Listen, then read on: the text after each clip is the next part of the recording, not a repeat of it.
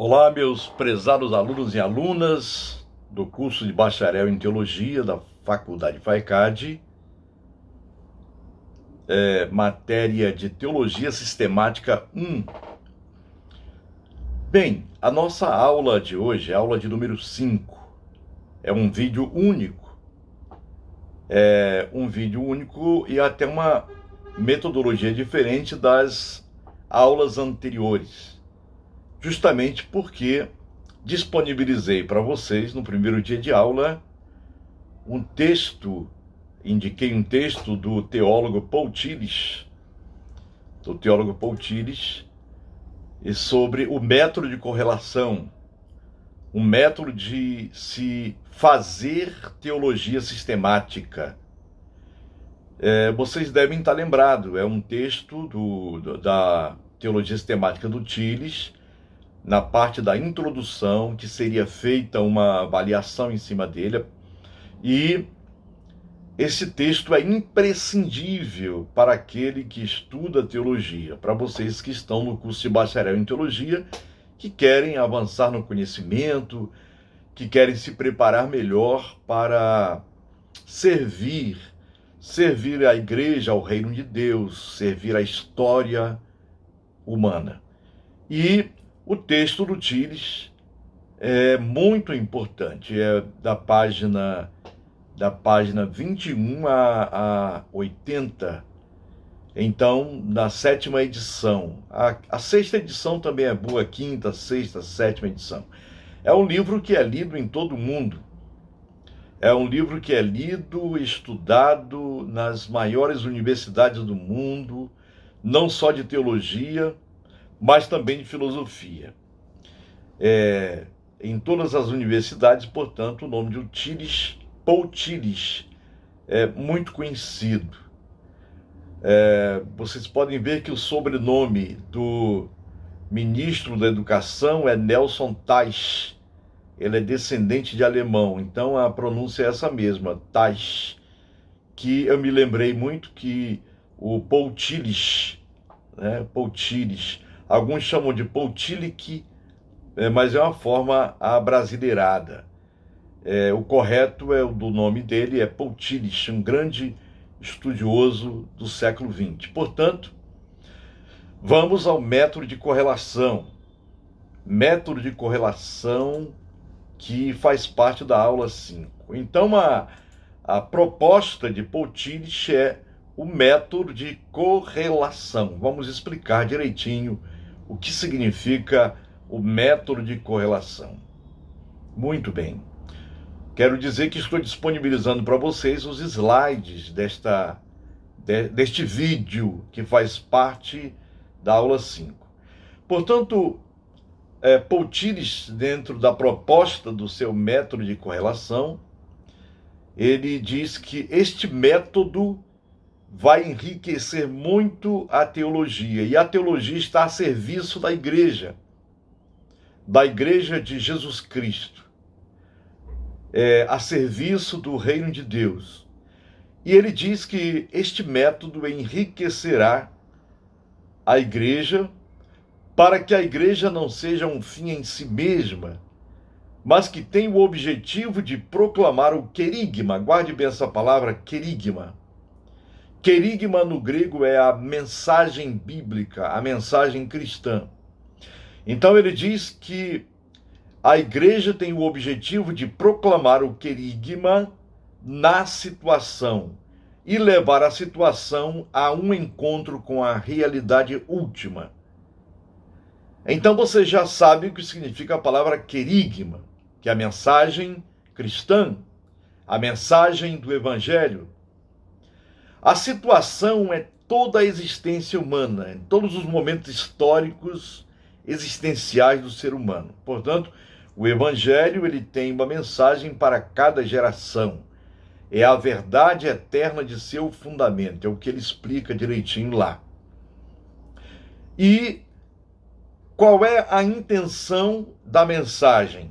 Tocar a situação, a existência humana, tocar o ser humano com todas as suas peculiaridades humanas e levar esta situação a um encontro com a realidade última. Portanto, ele chama de realidade última é o encontro com Deus. Então, grave bem esta síntese. O que é a realidade última?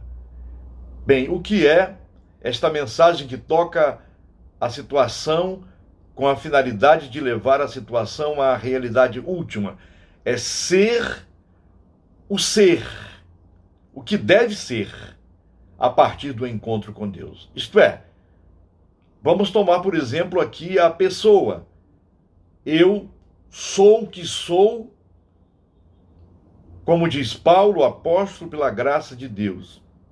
Eu sou o que sou porque um dia alguém me transmitiu a mensagem cristã, eu recebi e acolhi esta mensagem e fui levado por ela ao encontro com a realidade última, que é Deus. Realidade última não é a realidade que está no final, mas última para Paul Tillich é a verdade mais importante, é aquilo que é mais importante para o ser humano, para a existência humana. O ponto de vista, mensagem e situação. Paul Tillich diz que a teologia, como função da igreja cristã, deve servir às necessidades da igreja. Um sistema teológico, diz ele, deve satisfazer suas necessidades básicas. Quando ele fala de sistema teológico, ele está dizendo todo o corpo doutrinário, todo o corpo de ensino que contém a teologia sistemática, a teologia cristã. Então, um sistema teológico, um corpo de doutrinas, de ensinamentos cristãos, deve satisfazer as suas necessidades básicas. E quais são elas? A afirmação da verdade da mensagem cristã e a interpretação desta mensagem, desta verdade para cada geração. Jesus disse: passarão os céus e a terra, mas a minha palavra jamais haverá de passar. Portanto, a palavra de Deus, ela vem falando durante séculos. Posso colocar aí durante milênios, somando o Antigo com o Novo Testamento. Portanto, a afirmação da verdade cristã e a interpretação desta verdade para cada geração. Eu fico pensando como será a igreja, como será a teologia nesse período assim que chamamos agora de pós-pandemia. Dizem os especialistas que o mundo e as pessoas não serão as mesmas. Há pessoas que afirmam que tudo vai continuar como era ou até pode piorar. E para algumas pessoas, por exemplo, o ser humano, a educação, a mensagem da igreja jamais serão as mesmas. E até postulei e inseri lá no fórum um tema para discussão. Quais são os desafios da teologia cristã para o período pós-pandemia? Pode entrar lá e você, enfim, colabore com a sua palavra sobre esses desafios. Eu anotei alguns, eu anotei 8 pontos, desafios que venho refletindo sobre este período aqui no meu gabinete, aqui no meu escritório, e ouvindo pessoas, enfim, conversando com a família. Quais serão os desafios para todos nós, e principalmente para a teologia? A teologia, segundo Paul Tillich, ela se move para trás e para diante entre dois polos, para trás e para diante, mediante ou entre dois polos. Os dois polos da dinâmica da teologia. Primeiro, é a verdade eterna de seu fundamento. A verdade eterna de seu fundamento. E a situação temporal na qual a verdade eterna deve ser recebida. Mensagem, a situação temporal. É o cronos, o momento em que estamos vivendo. Então, aí está o método de correlação, a verdade eterna de seu fundamento que toca a situação. E a situação responde à mensagem eterna.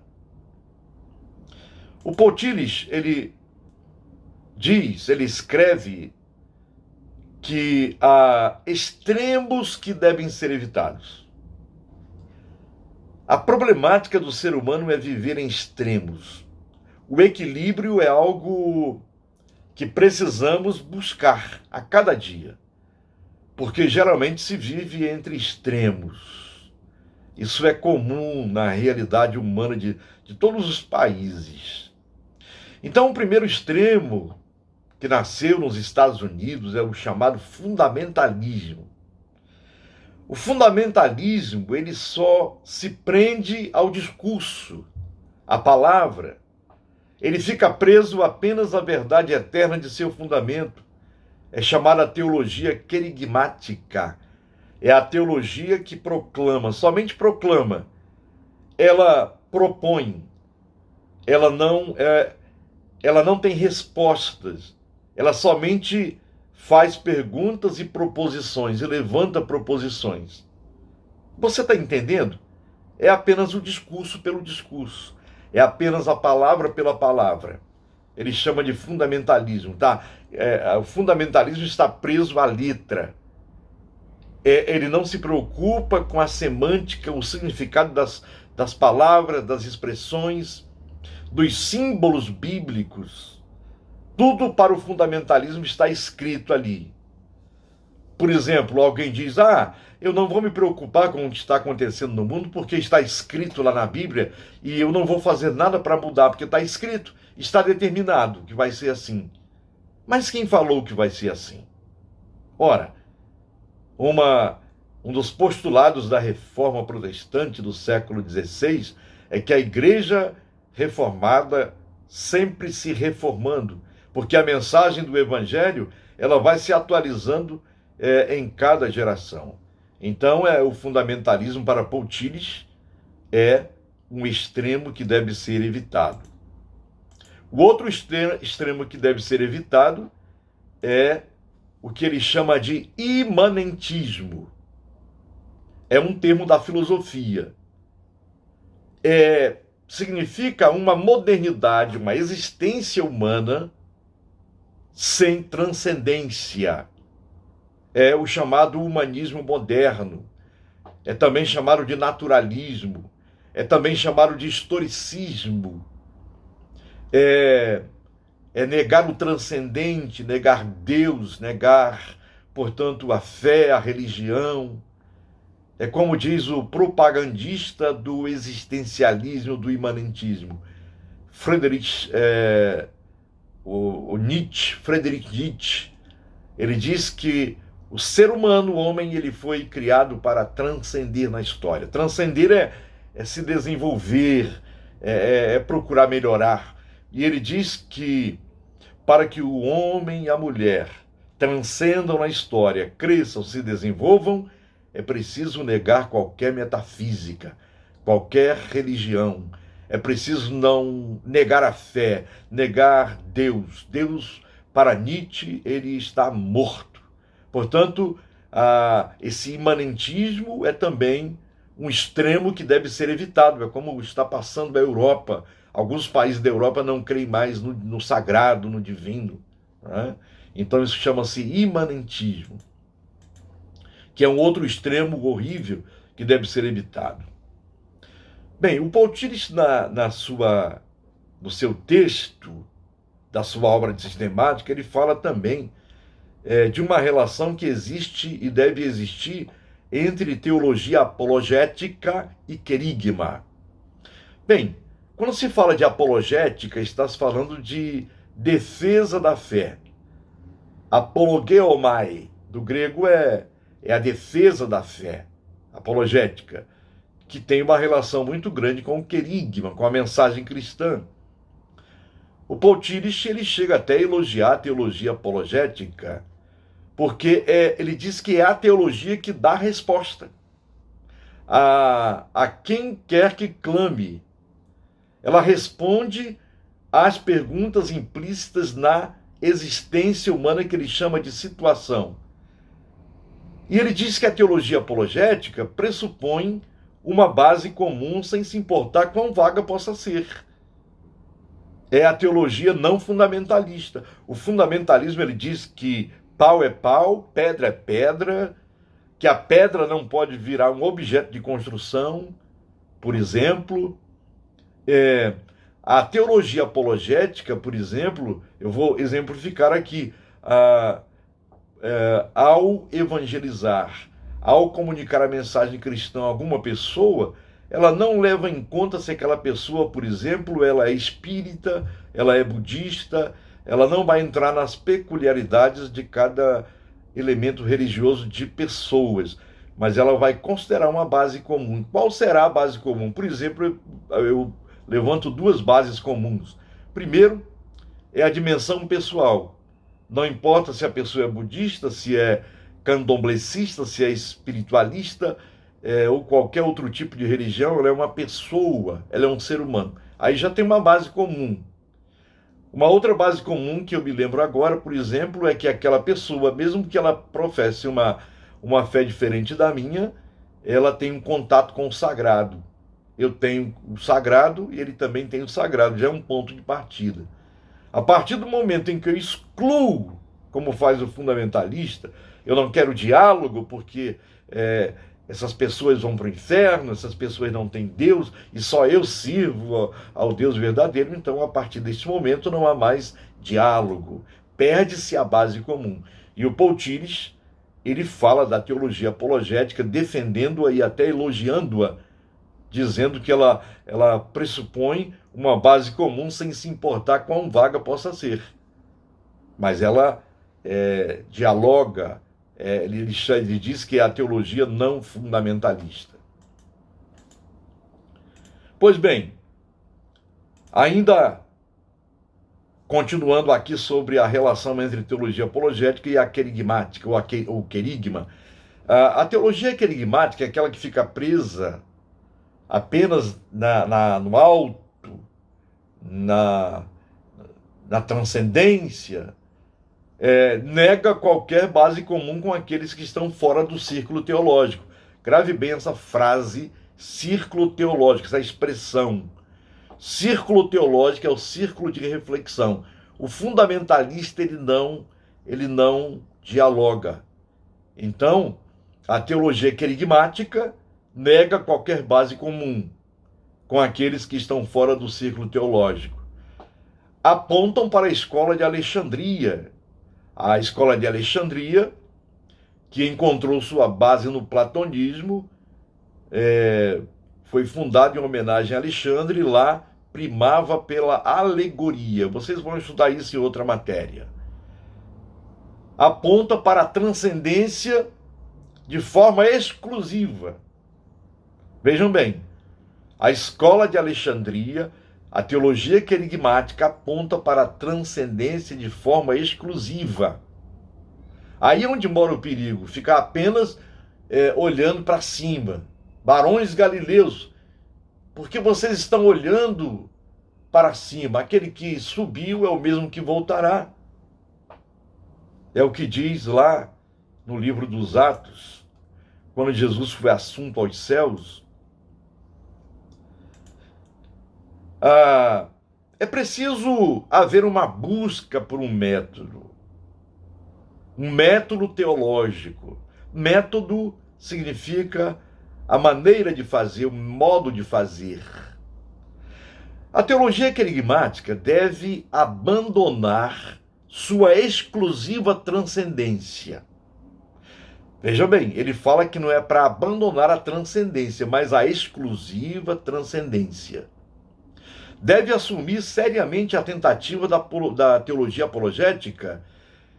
Qual é essa tentativa? De responder às perguntas diante da situação contemporânea.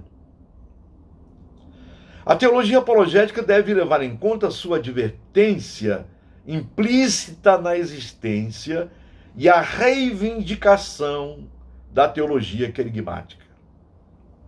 Então, ele também dá um conselho aqui para a teologia apologética para não ficar presa apenas no âmbito do imanentismo, apenas respondendo perguntas, mas é preciso também haver uma dimensão com o transcendente, uma relação com o transcendente, não abandonar a transcendência. E vem uma pergunta para todos nós refletirmos: pode a mensagem cristã ser adaptada à mentalidade moderna sem perder o seu caráter essencial e único? Vou repetir: pode a mensagem cristã ser adaptada à mentalidade moderna sem perder o seu caráter essencial e único? Claro. A teologia cristã não pode perder a sua identidade. É só verificar como foi a vida de Jesus Cristo. O próprio Jesus andou por este mundo, conviveu com as pessoas, lutou contra o sistema religioso e político que oprimiam a sociedade, principalmente os mais pobres. Portanto, Jesus era um homem da rua, um homem, vou repetir um pleonasmo aqui, uma redundância, plenamente humano, que conversava com as pessoas, que se deixava tocar por elas, que tocava nelas, e era considerado até como cheio de Belzebu, e até como beberrão e glutão. É assim que o chamavam os fariseus, saduceus. Ora, qual método teológico pode considerar a mensagem e a situação relacionadas? Claro que é o método de correlação, que une mensagem e situação, correlaciona as perguntas implícitas na situação com respostas implícitas na mensagem, correlaciona perguntas e respostas, situação e mensagem, existência humana e manifestação divina. Mas ele recomenda que este método não pode ser utilizado ao seu bel prazer. Não é para um indivíduo, para aquele que trabalha com a teologia, usá-lo para fins próprios, fins subjetivos, fins políticos, mas para servir a comunidade de fé. E esse método de correlação me faz lembrar muito bem aquele texto lá de Isaías, no capítulo 55 do profeta Isaías. E até o Tillich ele não cita este texto, mas é porque eu faço a correlação enquanto leio uma obra. Isaías 55 deixa bem claro para ilustrar o que é este método de correlação. Então, Isaías 55, a partir do versículo 10, anote aí, a partir do versículo 10. Porque assim como descem a chuva e a neve dos céus e para lá não tornam, sem que primeiro reguem a terra e a fecundem e a façam brotar, para dar semente ao semeador e pão ao que come, assim será a palavra que sair da minha boca. Não voltará para mim vazia, mas fará o que me apraz e prosperará naquilo para que a designeis. Então aqui está o método de correlação. Ele faz uma analogia com elementos naturais.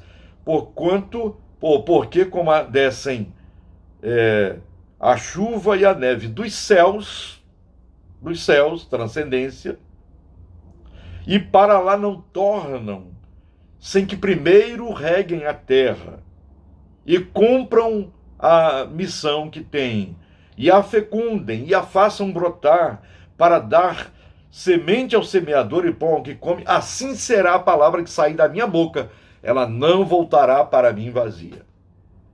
Deu para entender aqui, prezado aluno, aluna, o que é o método de correlação? Embora Paul Tillich esteja usando palavras da filosofia, mas ele é profundamente bíblico. E ele quis dialogar justamente com a academia, com a universidade. Né? Então, é o método que Paul Tillich utilizou. Eu digo utiliza porque a sua obra está entre nós. Prezado aluno, aluna, o Paul Tillich, ele fala do círculo teológico. Eu já falei isso anteriormente. O que é o círculo teológico? Círculo já diz, é o círculo, pessoas que se olham, que não olham para os lados, mas estão se olhando, se vendo, discutindo, compaginando. E ele diz que o círculo teológico, é o círculo de reflexão, é mais estreito do que o filósofo da religião. Ele diz que o filósofo da religião, aquele que analisa os fenômenos religiosos e analisa também os parâmetros de cada religião e depois os compara com outras religiões, ele diz que o filósofo da religião é abstrato. Porque ele apenas olha o todo. Ele apenas está preocupado em fazer comparações. A sua perspicácia é no sentido de indagar, de inquirir o que diz cada religião. Eu não acho isso errado, mas o Tillich diz que é abstrato. Porque o teólogo, ele diz que é consciente, específico e concreto. 3 características do teólogo que está dentro do círculo teológico, reflexivo. Ele é consciente, ele é específico e ele é concreto, fugindo completamente da inconsciência, da falta de especificação e da falta de concretude. O teólogo, ele propõe a validez universal da mensagem cristã. Ele entra no círculo teológico com um compromisso concreto. Ele não vai participar do ciclo teológico simplesmente por participar. Simplesmente para apresentar alguma parênese, algum estudo acadêmico.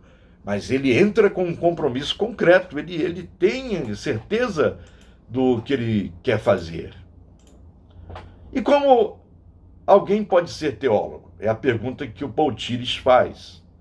Alguém pode ser teólogo só na medida em que reconhece o conteúdo do círculo teológico como sua preocupação última, sua preocupação fundamental, sua preocupação importante. Ou seja, ele tem de estar preocupado com a mensagem cristã, mesmo se ele, às vezes, está inclinado a atacá-la ou a rejeitá-la.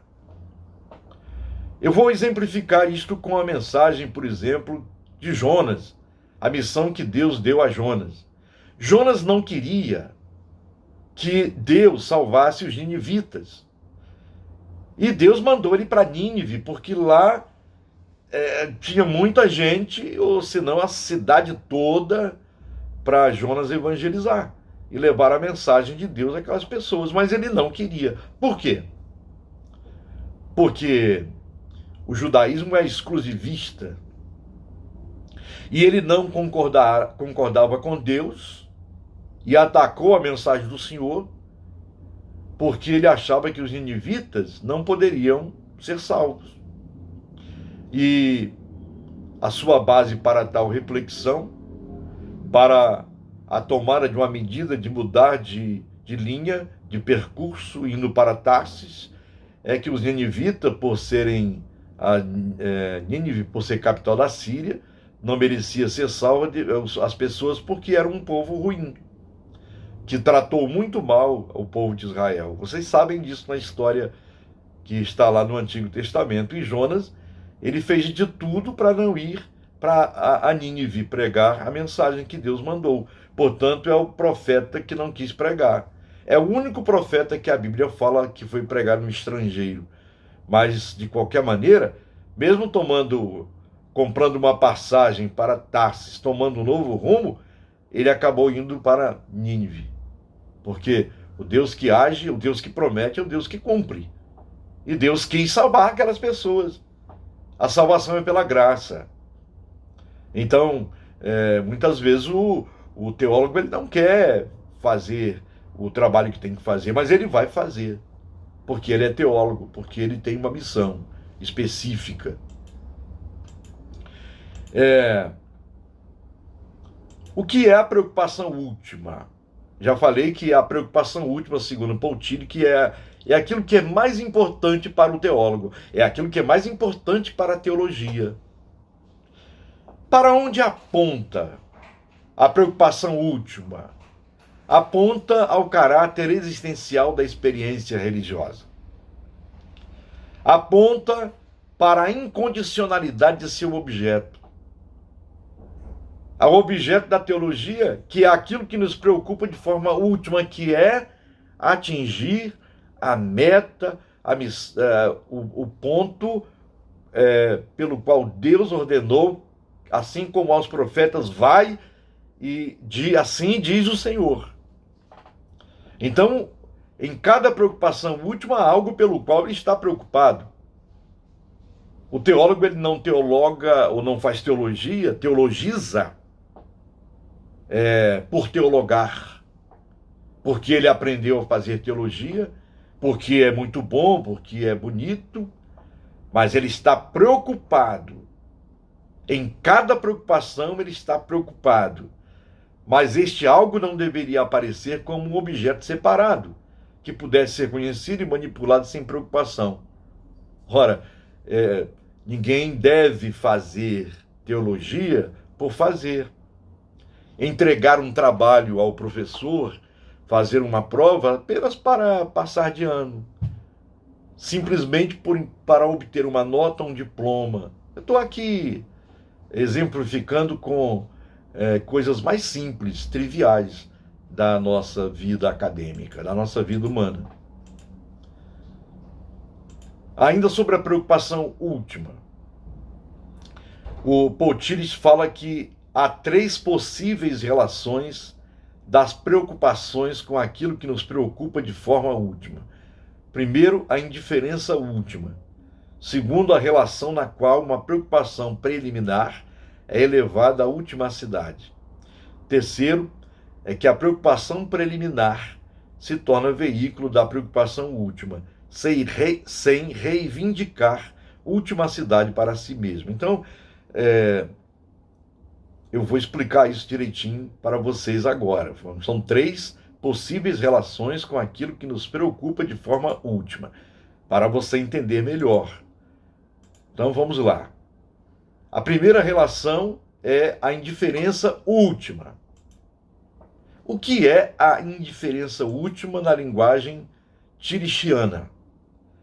É predominante na vida cotidiana, com a sua oscilação entre situações condicionais, parciais, finitas, e experiências e momentos em que a pergunta pelo sentido último da existência se apodera de nós. Todo mundo quer saber de onde veio, o que está fazendo aqui, para onde vai, depois da morte, enfim.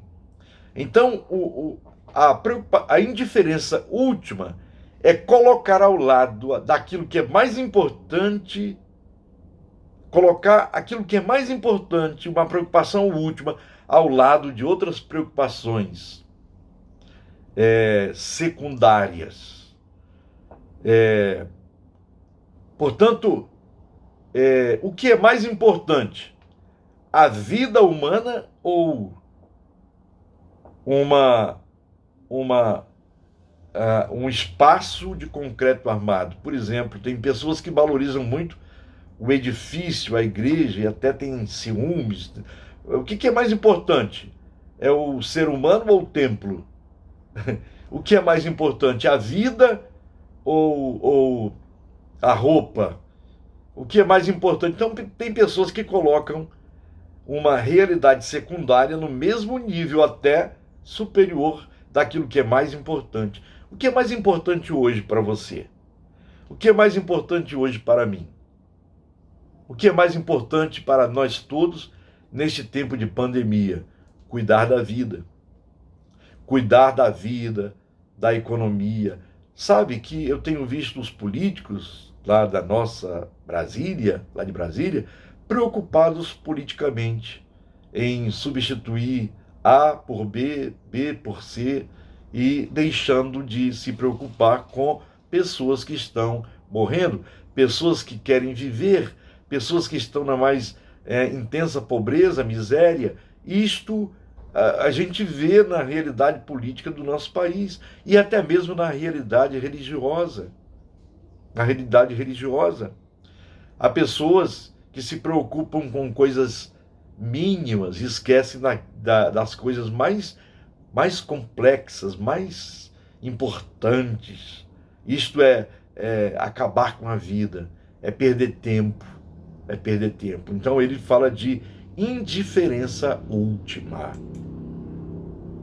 Por falar em indiferença última, eu vou mencionar para vocês aqui, lembrar um texto que está em Lucas 10, que é a parábola do samaritano, lá de 25 a 37. Eu não vou ler o texto aqui porque é muito grande e você conhece. Mas lá em Lucas 10, de 25 a 37, você encontra algumas personagens fazendo uso de sua liberdade. Por exemplo, você vê o escriba que pergunta a Jesus, ele faz algumas perguntas, e Jesus pergunta para ele: você sabe os mandamentos? Ele diz: sei. A preocupação dele não era nem responder, mas era tentar a Jesus. Era uma preocupação apenas de provar, de fazer uma pegadinha com o Filho de Deus. E ele é insistente. E ele pergunta lá: quem é meu próximo? Quem é meu próximo? Ele faz uma pergunta errada. E aí você tem uma personagem que se preocupa em chafurdar a vida alheia dos outros. Depois você tem ali um homem que ia de Jerusalém para Jericó, não é isso?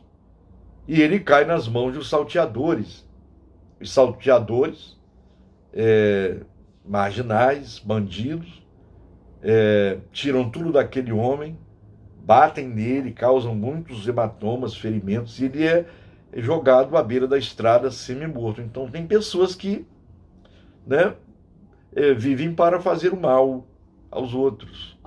Você encontra também ali, além do escriba, dos salteadores, do homem à beira da estrada semi-morto, você passa por ali, vê o texto e vê que passam dois religiosos, um sacerdote e um levita, que deveriam cuidar daquele homem.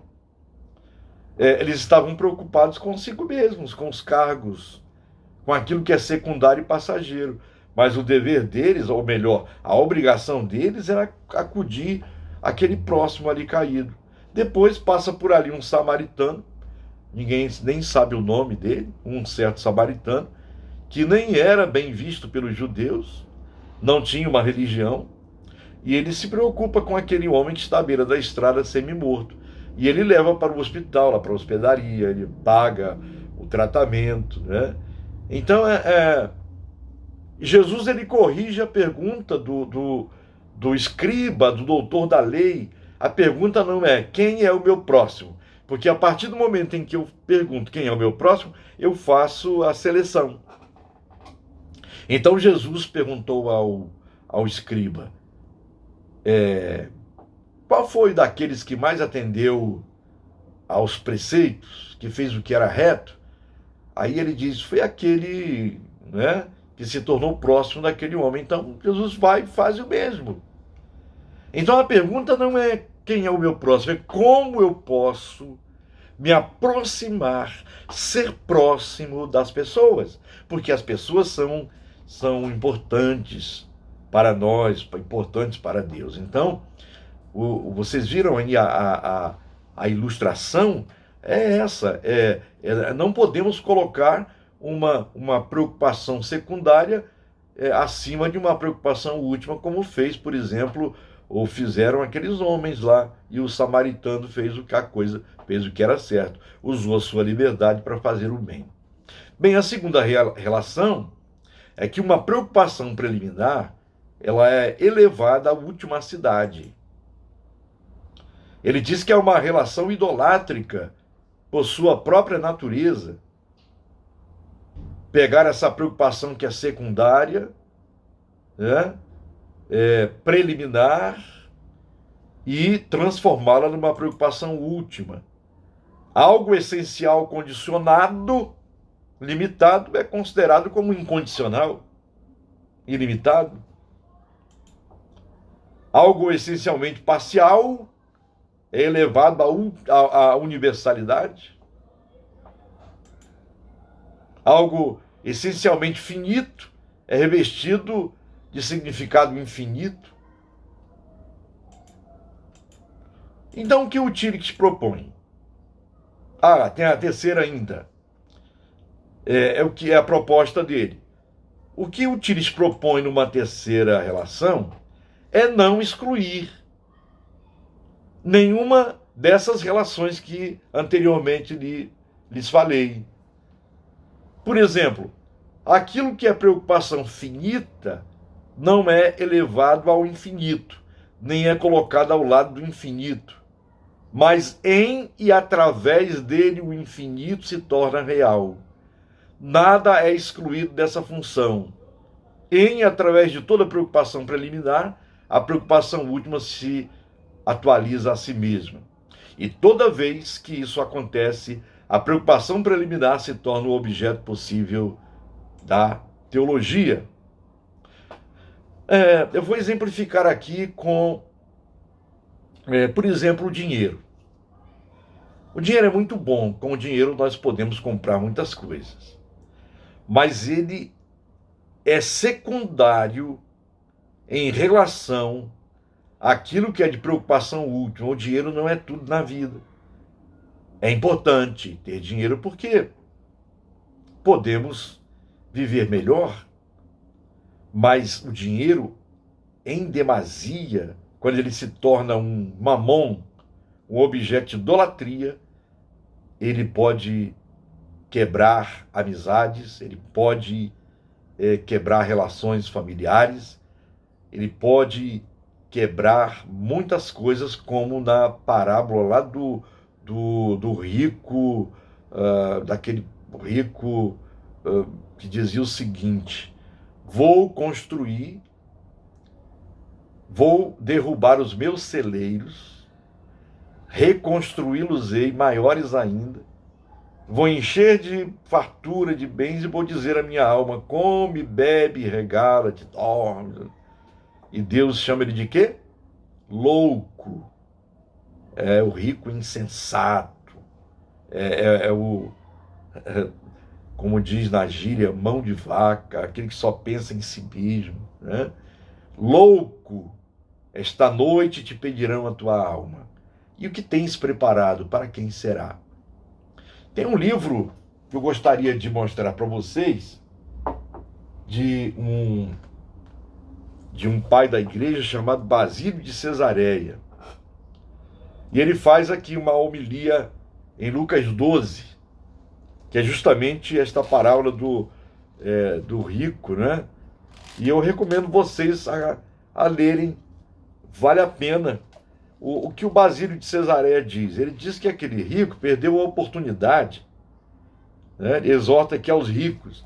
Ele perdeu a oportunidade de encher os seus celeiros para alimentar, para ajudar os pobres em tempos de pandemia, em tempos de dificuldades. Mas ele se enriqueceu a si mesmo. Come, ó minha alma, come, bebe, regala-te, dorme e tal. Mas louco, esta noite te pedirão a tua alma. E o que tens preparado, para quem será? Então é uma leitura muito rica, né? Você pode refletir sobre a reflexão aí do Basílio de Cesareia. Mas Tillich diz ainda que a teologia lida com ela só na medida em que é um meio. Aquilo que é secundário pode ser um meio, um veículo, como o dinheiro, por exemplo, apontando para além de si mesmo.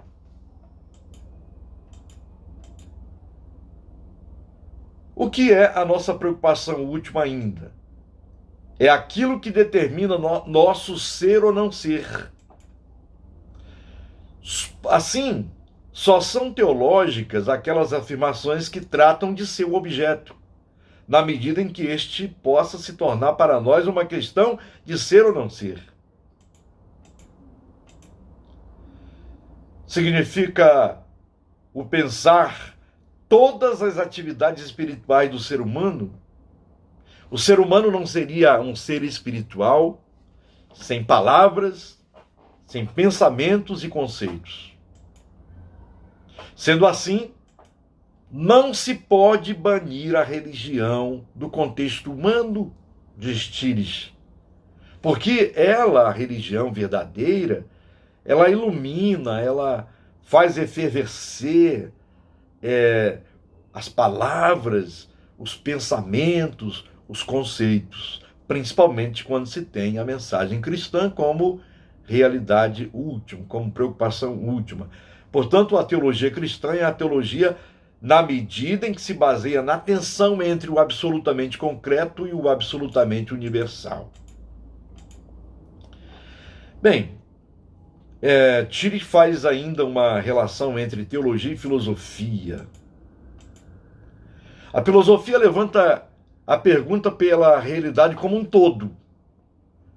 Ela pergunta sobre a estrutura do ser. Ela responde em termos de categorias, leis estruturais e conceitos universais. E ela deve responder em termos ontológicos ligados ao ser. Ela levanta necessariamente a questão da realidade como um todo, a questão da estrutura do ser. A teologia necessariamente levanta a mesma pergunta da filosofia, pois aquilo que nos interessa de forma última deve pertencer à realidade como um todo, deve pertencer ao ser. Ou seja, o significado das coisas, das pessoas, daquilo que elas são, do que elas devem ser. E a teologia, ao lidar com a nossa preocupação última, pressupõe em toda sentença a estrutura do ser, suas categorias, leis e conceitos. A teologia, ela não pode evitar a questão de ser, do ser, com mais facilidade do que a filosofia, porque ela está envolvida naquilo que é concreto, não apenas com aquilo que é universal.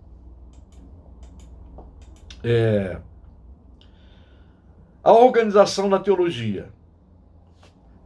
Tillich, ele fala sobre a organização da teologia. Portanto, ele diz que teologia é a explanação metódica dos conteúdos da fé cristã. Explanação metódica, organizada. O critério de qualquer disciplina teológica é se ela lida com a mensagem cristã como sendo de preocupação última ou não. Você já sabe o que é preocupação última. O critério para que uma disciplina seja ou não teológica não é a sua origem pretensamente sobrenatural, mas seu significado para a interpretação de nossa preocupação última. E ele diz que, partindo já por uma conclusão, o método de correlação é o que ele defende, ao ser aplicado no presente sistema, dá uma expressão clara do caráter decisivo do elemento apologético em teologia sistemática. E uma teologia que deve seguir este método enfatiza o caráter existencial da teologia. Não uma teologia abstrata, mas tem o seu caráter existencial, prático, concreto, porque o alvo da teologia prática é a vida da igreja. O método e a estrutura sistemática. O método e a estrutura da teologia sistemática. Como se estrutura a teologia sistemática? Como ela pode se envolver e utilizar o método de correlação? Bem, ele considera, por exemplo, as fontes da teologia como a Bíblia, a base fundamental, documento original sobre os eventos em que está baseado o cristianismo. E ele também não pode, ele diz que não se pode deixar as fontes adicionais de lado, como a história, a natureza e expressões da natureza humana, através da cultura. Isso tudo é importante considerar. A teologia sistemática necessita de uma teologia bíblica que seja histórico-crítica sem quaisquer restrições e, ao mesmo tempo, que seja interpretativo-existencial, levando em conta o fato de que ela trata de assuntos de preocupação última. Eu acho isso muito interessante na explanação do Tires, que ele diz que a teologia sistemática ela necessita de uma teologia bíblica. Algumas pessoas que, por não conhecerem as obras de Paul Tires, os chamam de liberal, sem saber o que estão dizendo, porque ao afirmar que a teologia sistemática precisa de uma teologia bíblica, sem restrições, meu querido aluno e aluna, isto é tremendo. É um homem que foi perseguido pelo nazismo, chegou aos Estados Unidos numa época de extremo fundamentalismo, e ele pôde aclarar a mente de muitos americanos. Diria até de salvar a vida de muitos estudiosos. Então ele diz que estar ultimamente preocupado com aquilo realmente que é último liberta o teólogo de toda a desonestidade sagrada. Eu queria até que você pensasse um pouquinho sobre isso aí, tá?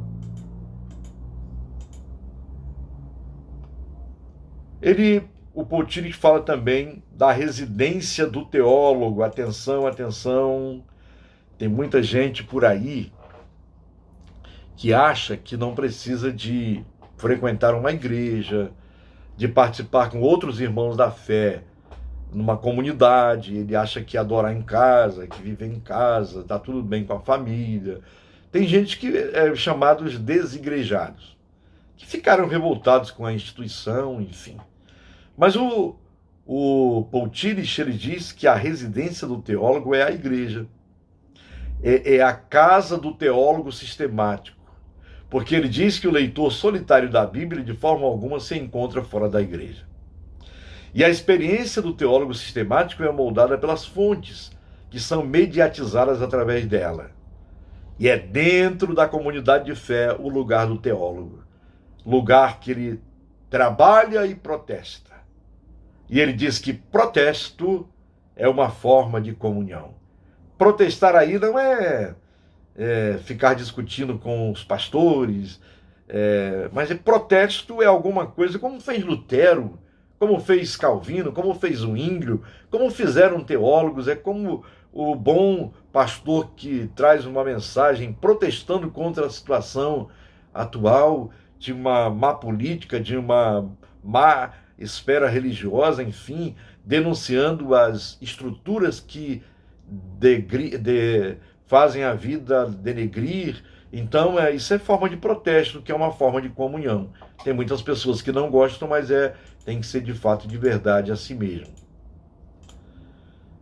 Bem, sobre o caráter racional da teologia, o caráter racional da teologia.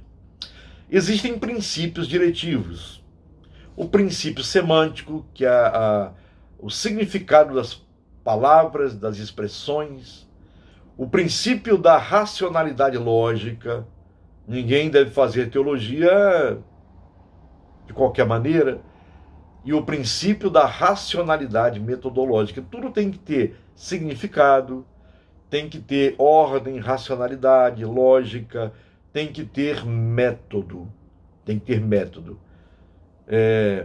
Algumas pessoas confundem isto dizendo que o Espírito ele não utiliza método, racionalidade, tudo é assim deixado ao seu bel prazer, como se o Espírito de Deus fosse alguém, fosse uma pessoa desorganizada. Mas ele organizou tudo na história, ele conduziu todo o processo de inspiração da Bíblia, usando pessoas, enfim, para organizar todo o cânon da Escritura. Enfim, o Espírito Santo de Deus não é desorganizado, ele é inteligente.